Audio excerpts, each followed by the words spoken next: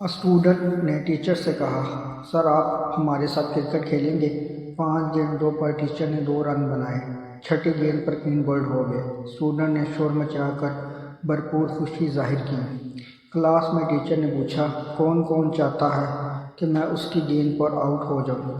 سب bowlers نے ہاتھ کھڑے کر دیے۔ ٹیچر ہنس دیے اور پوچھا، میں کرکٹر کیسا ہوں؟ سب نے کہا، بہت برے۔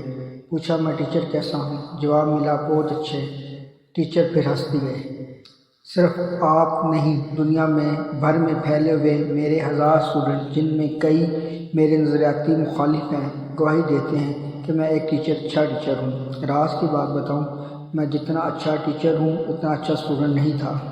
مجھے ہمیشہ سبق یاد کرنے میں دشواری کا سامنا کرنا پڑا اور بات سمجھنے میں وقت لگا، لیکن کیا آپ بتا سکتے ہیں اس کے باوجود مجھے اچھا ٹیچر کیوں مانا جاتا ہے؟ سب نے کہا، سر آپ بتائیں کیوں؟ ٹیچر نے کہا، ادب۔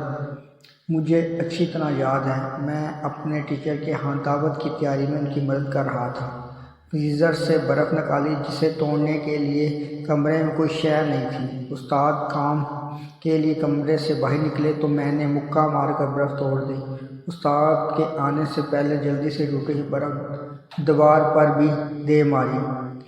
استاد کمرے میں آئے تو دیکھا میں نے برف تو دیوار پر مار کر توڑی ہے۔ انہوں نے مجھے ڈانٹا کہ تمہیں عقل کب آئے گی، یوں برف توڑی جاتی ہے؟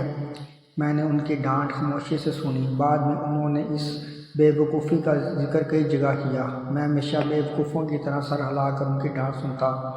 انہیں آج بھی نہیں معلوم کہ برف میں مکہ مار کر توڑی تھی۔ یہ بات میں نے انہیں اس لیے نہیں بتائی کہ وہ ایک ہاتھ سے مزدور تھے۔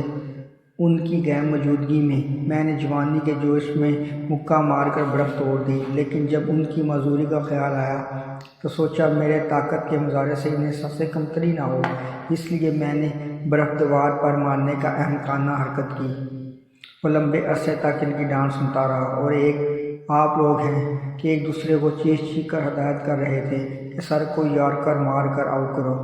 جتنا سب کچھ نہیں ہوتا، کچھ ہارنے سے زندگی میں جیت کے راستے کھلتے ہیں۔ آپ طاقت میں اپنے ٹیچرز اور والدین سے بے شک ہٹ جاتے ہیں، لیکن زندگی میں سب سے جیتنا چاہتے ہیں تو اپنے ٹیچرز اور والدین سے جیتنے کی کوشش نہ کریں۔